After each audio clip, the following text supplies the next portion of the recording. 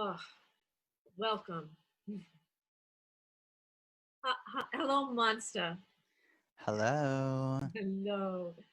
Hi. For the audience, my name is Catherine Pela. I'm the director of programs and artist services at Jamaica Center for Arts and Learning. And this evening, JCAL presents our artist in residence from the past year and a half, Monstah Black. Hello, Monstah. Hello. Hello, everyone out there in virtual land.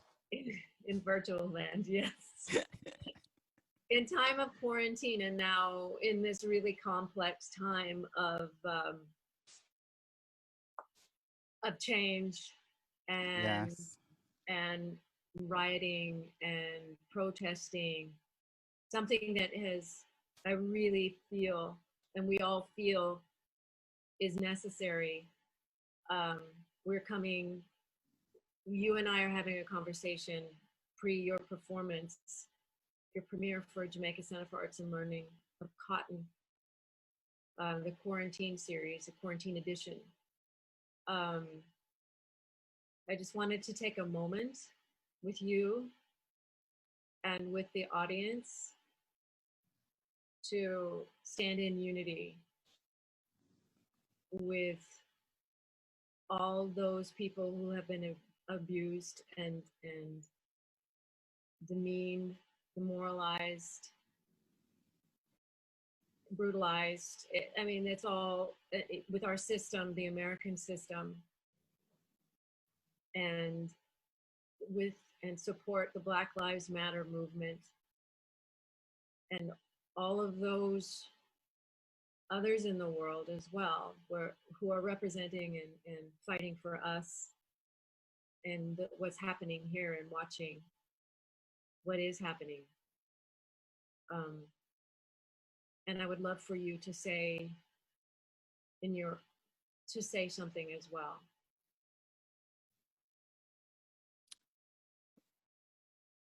Well, I will say that just leading up to this point, it has been challenging. So there's not a whole lot that I feel like I want to say at this moment because I feel like in preparation for just this moment, everything's being said by the weight of what's on my shoulders, what's covering my body, what's hanging on the wall. Um, I think and feel and know that the weight of all of this is such a challenge and how it challenges so many of us, all of us who have suffered uh, year after year after year after year after year after year after year after year over and over and over and over and over again.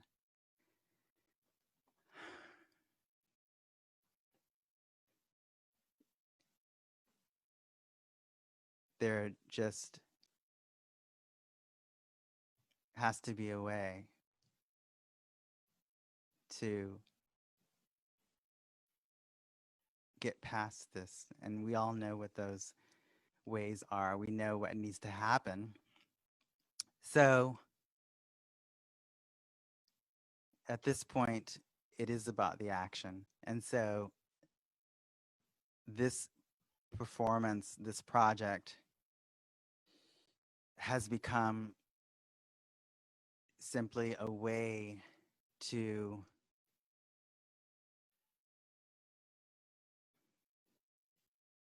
it's become just an exhale before we take another inhale because we don't know exactly how long we're going to be holding our breath again. But in I do this is all in hopes that there it does ignite some form of relief, even if it's only for 5 minutes, because I know how difficult and challenging the struggle is. Thank you. It's We had a discussion about this work, Cotton, and the description that inspired you It's about the deep tragedy of slavery and the DNA of the African American slave, the African slave, the African American slave, and how this is the cotton experience, your art, which is part of the movement of art and the power of art for catharsis and bringing audience and vision together for a catharsis, and your personal interpretation of the deep seated and rooted pain within the African American person. And if you could describe a bit of that inspiration and that feeling and how you came about creating this work.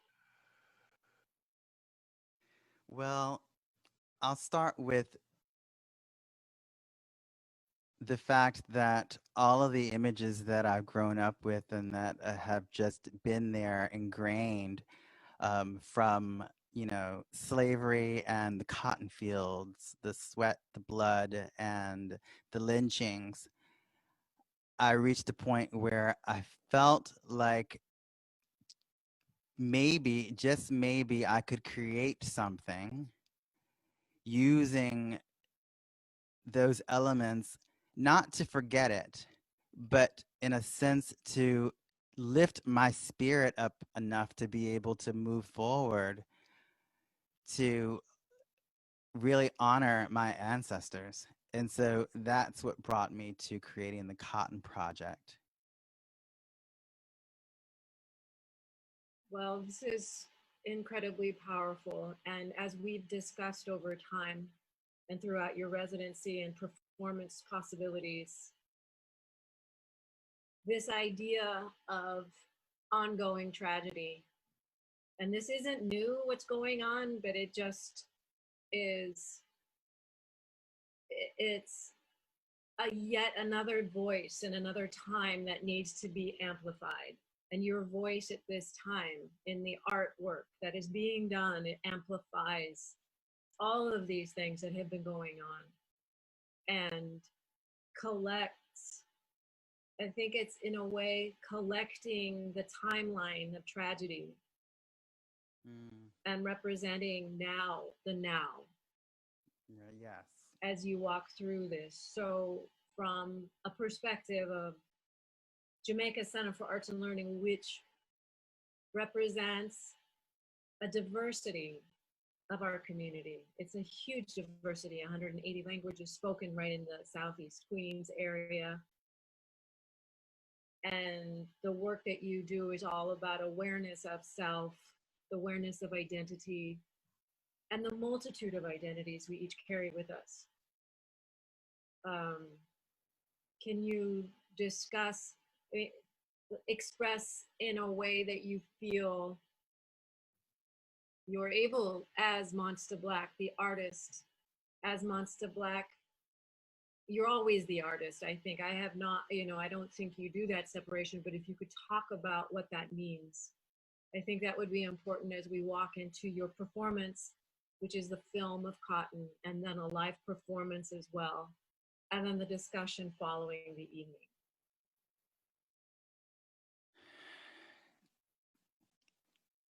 Just so that I have the question correct, talk about what it means for me personally to walk through this life as an artist.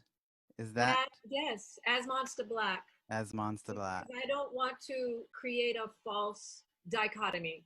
Monstah Black, the artist, Monstah Black, the person, Monstah Black, the activist or not activist, because your work speaks for itself in huge, huge letters, in a sense, in sounds.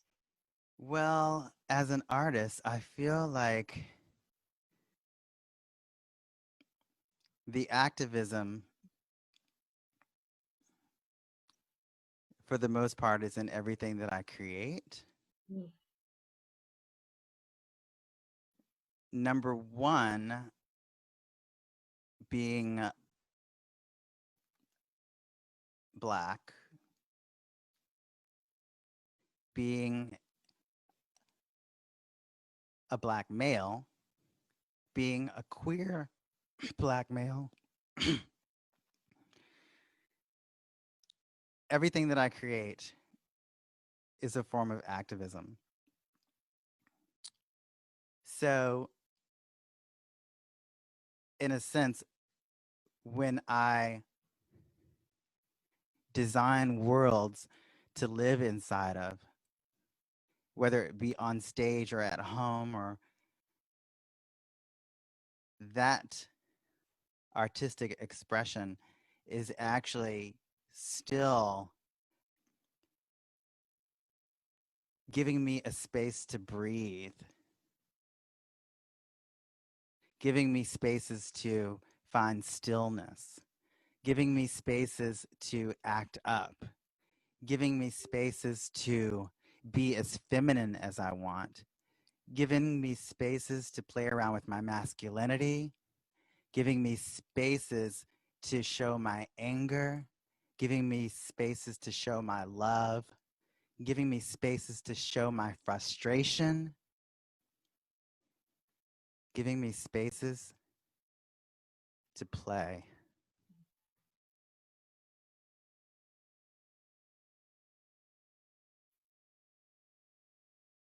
I think you have offered us the opportunity to experience you in your work now. And I would like that we welcome the audience again. And if you have more to say, please say that. I just want to say that today's performance goes out to all of those who are loaded with pain and frustration today. And it goes out to all of those who are no longer with us.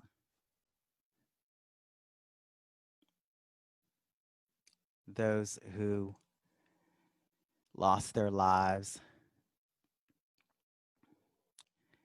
due to injustice. Thank you. And Thank let's you. move into Cotton.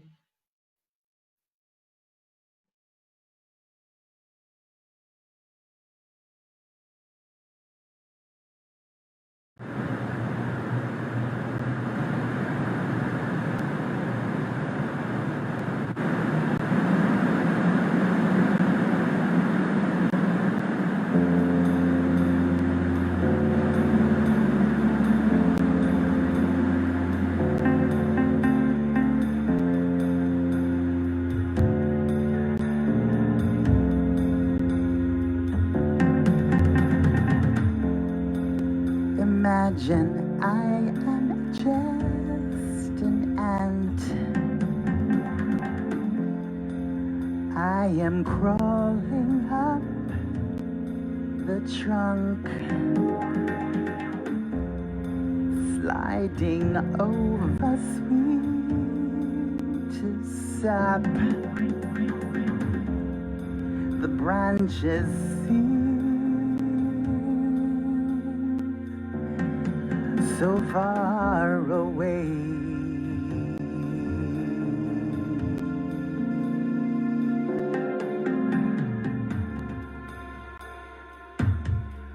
But as the sun shines down on my face, I know that I can make it to my destination.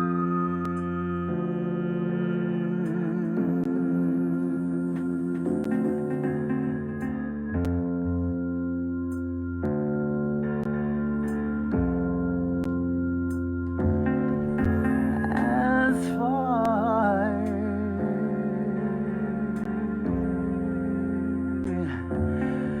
as it seems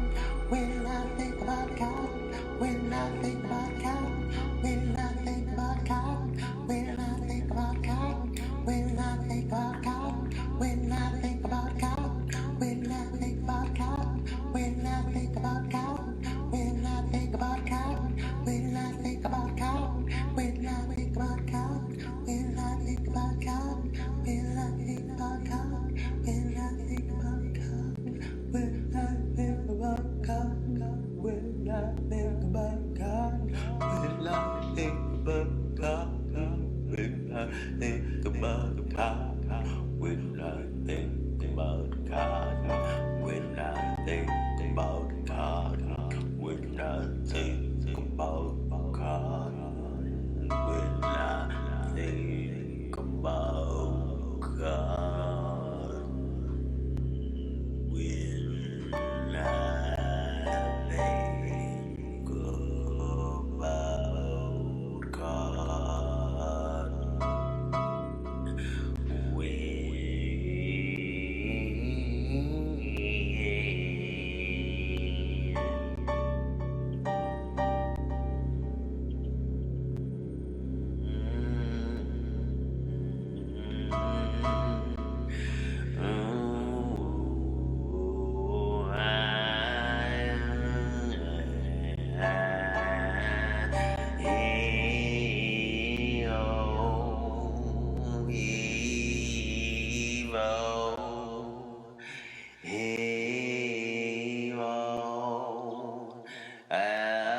And then all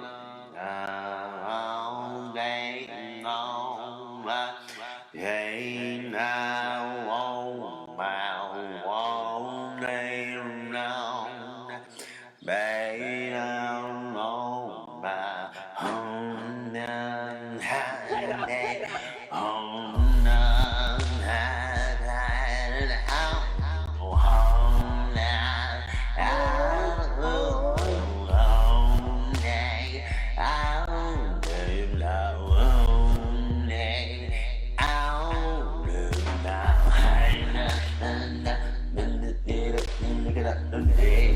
one did long look in a bomb to bomb that đang get the moon now. Don't get them how, don't do them how, that I'm high.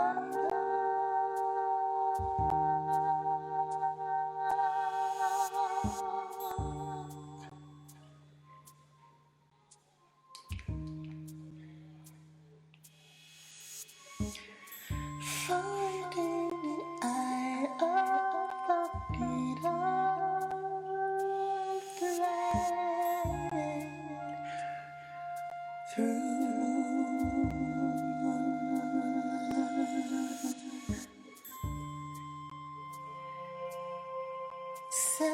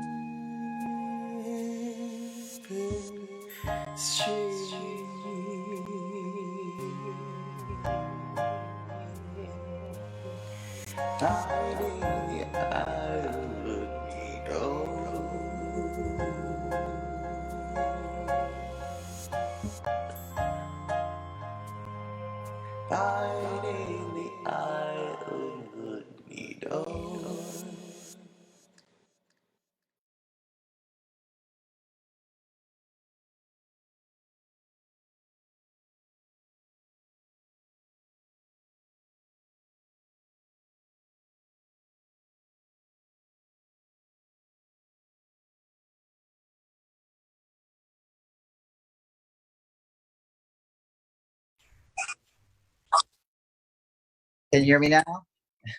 Okay.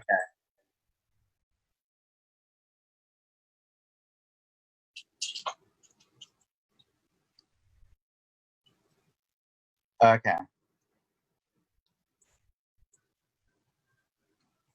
Do I have to re-click? Can you hear me now? Oh, turn this down. Hi. So, sorry about the delay. I wanted to stick around so I could answer any questions that anyone might have, or just open the space, create a safe space, create a love space. Yeah, so technology, yay! Zoom world and all that, and blah, blah, blah, blah, blah. And for whatever reason, I'm looking through stuff, but so my husband is also helping me out, but he's going to read some questions to me. So whatever you guys type in the comment section, he will let me know, and I will try to answer your questions the best that I can. Hope everyone is safe and healthy where you are watching from, hanging in there the best you can. Sending out nothing but love right now. And yeah, we really want to thank you for tuning in. Sorry for the technical difficulty. And, you know, it just proves that we're human. So, and the other thing that I want to remind you to do is to remember to fill out the survey too before you leave. You know, that's up in the description. So, is there a question? Sure. Can you describe your inspiration? My inspiration. My inspiration comes from several musical artists that are my favorites. I'll start with the musical artists, and I'll start with visual artists and movement artists. In terms of musical artists, my inspiration comes from Prince, Grace Jones, Parliament Funkadelic, Stevie Wonder, Michael Jackson, Marvin Gaye, Donny Hathaway. The list goes on and on and on and on. My inspiration. Grace Jones. Grace Jones, yes. I believe that Grace Jones was the second one that I mentioned, maybe. I don't know. Man Child Black. Thanks for that reminder, Man Child Black. And in terms of choreography, wow. I would have to say that choreography dates back to, well, I don't want to give like specific dates, but I would say I was very much inspired by the film Fame. And also Saturday Night Fever. And I also get really inspired by a lot of films, actually. I'm also very inspired by films by like John Waters and Spike Lee and the list goes on. Is there another question? Sure. They want to know where you're at. Where am I at right now? Where's that? Is the question. Where is that? I think she means where are you now? Where am I right now? I'm somewhere on Earth.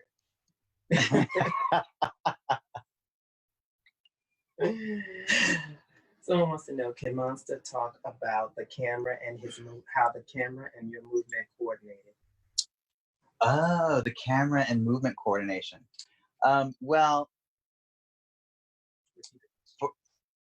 the question is, can I talk about how the camera and my movement coordinate? So, I would have to say that with the film element that was shot out in nature, I worked with two filmmakers, one being Serene Harabadian and the other being Gilvanis Jonusis. And there are also some shots that I was holding a handheld GoPro. And so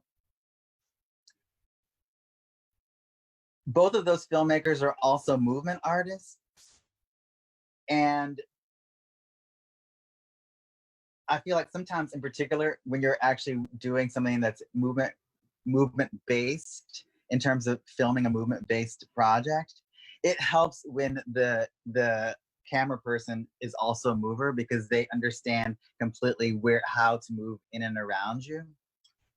And so I feel like that movement coordination with the camera is an element. And then in terms of like myself shots, that just ends up being one of those things that I feel like just kind of spiritually, it just kind of like channels through me. And it's not that I'm trying to like choreograph how things are going to be. I'm just holding the camera and just allowing the spirit to take over me, so that wherever my hand goes and I'm following and letting it go and kind of seeing where the important elements that I feel like need to be seen to get the point across. Someone says they love the way you honor the ancestors and brought such a rich beauty to this movement and strong Southern roots. It reminds them of beloved. Someone said that it reminds them of beloved. Strong Southern roots. The strong Southern roots. Yes, the strong Southern roots. So I'm from Williamsburg, Virginia, born and raised. And so I feel like those roots, that's definitely what comes through. You know, my family is from Williamsburg, Virginia, and also Charles City, Virginia. And so, which is, you know, a lot more,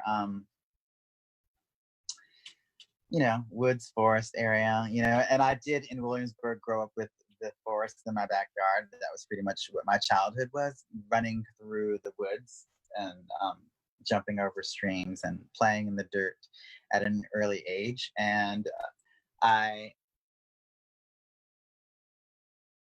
feel most creative when I'm able to work in those spaces in outside in nature. It feeds me. It's like a forest bath. So that's why I feel like that shows up in a lot of the projects that I do that are particularly based around being outside. It's mentioned that you are submerged in blue and cotton. Kate mentions, I love that you have morphed between the two performance worlds. Do you want to talk about that more? Yes. The question, the mention was the way that my project Submerged in Blue has kind of morphed into cotton, particularly on my virtual screen that you see. You can see when I move back, you can see elements of Submerged in Blue behind me. Submerged in Blue was a project that was based on the Submerged in Blue element actually was also coming out of the mid-Atlantic slave trade, but also commented on homophobia, bullying, and teen suicide. And so, as you can see, with the Submerged in Blue behind me, how it's related to all that is the idea that the slaves that did not quite make it from Africa to this land, who perhaps went over the side of the ship and landed in the ocean. And I just had this idea that once they went over the side, they continued down to the bottom.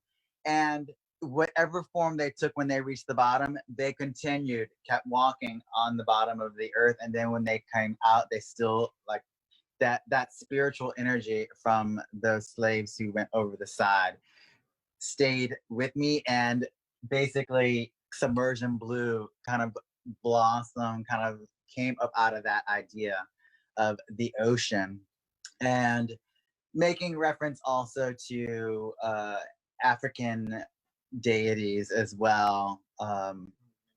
Olokun, Yemaya, Oshun, just like all of that was wrapped up in that project, Submersion Blue.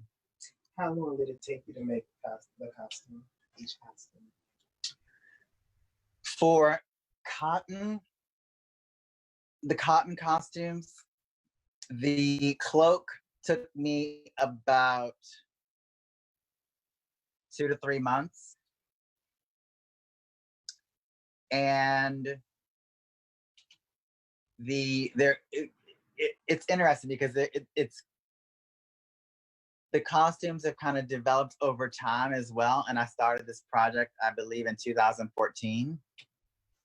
And so it's one of those things where every time I'm invited to do something related to cotton, I add on maybe another element of a cotton costume, which ultimately I've gotten to the point now where I will limit the amount that I work on the cotton costume because of the nature of finding myself in the middle of just picking cotton balls, even when they're like store-bought cotton balls and not from an actual field, which I'm working on getting to that point. It is spiritually and emotionally draining to repeatedly work with it because I have no choice but to find myself in this meditation that focuses on what it was like to be cooking out in the sun in the middle of a cotton field all day long picking cotton. So when I first started, I had no idea that it was going to be, I had no idea that it was going to affect me in the way that it did until I realized, oh, wait a minute, I have given myself this challenge and here I am sitting in the middle of cotton, and like I started out threading cotton with a needle and thread, which proved to be super, super challenging. And so that's morphed into like easier things to do now. I'm using wire and like glue and that sort of thing. How many cotton balls did you go through? Did you use? Repeat the question. How many cotton balls did I use? Well, let's see. I'll start counting them now. I would say, okay, I'm going to break that down to the amount of bags of cotton I may have used by now, because it's now 2020 and I started in 2014. I would say so far I probably used maybe 30 or 40, possibly 50 bags of cotton balls. That's just a guesstimation. Comments that are made. Submerged in blue, the spirit of the slaves that never made it to land continued their travels underwater and continued to land. Thank you for expressing those feelings. And to think of how our ancestors picked this cotton, which contributed to the generational wealth of white American corporations. Are there any more questions? Not yet, but if you wanted to, you visited actual plantations? Yes. The original plan, I will continue with this. So part of the proposal was to build this world of cotton costumes, gather a team of people, filmmakers and movers, dancers, actors to travel to Virginia to film on the Shirley Plantation. And so we went and visited the Shirley Plantation, my nephew and I.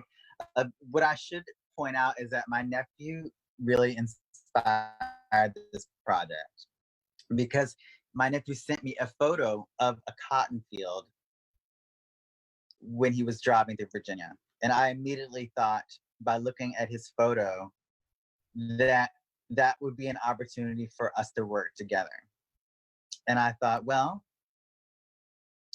if he is heading down the road of possibly being a photographer, then I can make some costumes and be a model and go out into the cotton fields and take photos with him, and we can turn into a big project that could actually expand into a project that would include other artists, include other people, and be able to also include the younger generation into kind of creating this whole like morphing circular like domino effect of being able to inspire younger people to be artists in general, like it's that inspiration. So that's where it all started. Was there a question? Or yes, there is. What would you say is your centered theme of Cotton's message? What do you want us to know that we may not have addressed tonight? What do I want you to know that we may not have addressed tonight? Cotton's central message. I feel like the central message remains the same, and that is, as we, and I'm talking about Black people now, as we continue to teach the children where we came from, and we show them the struggle,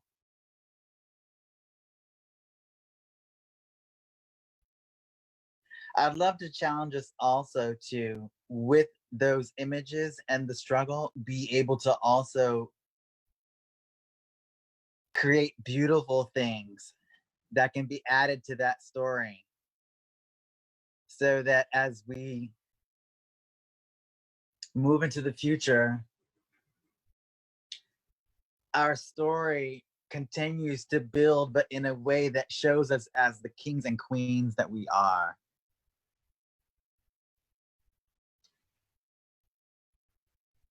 I don't have any questions. Is there anything you want to say? Oh, not a question, but just a thank you for your artistry. Thank you for your enduring your experience, turning it into art, into an expression that moves all of us to understand, to want to understand, and to mobilize our own voices to create change, to create dialogue, to receive your gift and to pay it forward. Sending you so much love. Thanks for the love. From the Baria, Brian and Shane. And this respect. And thanks for joining in on this viewing, the screening. And JCAL, thank you for the opportunity to screen this video. Thank you for the residency. And I'm so grateful to have the experience and just be able to create this world for you and be in this world. And yeah, together, I feel like with everyone included, changes can be made. It's gonna be hard work, a lot of conversations, crying, like we've seen all week. It's, you know, buildings burning, looting, all of that. But we're making our way to. I have faith that we are changing, all of us. So on that note, I want to thank you all for tuning in, and I just want to say good night.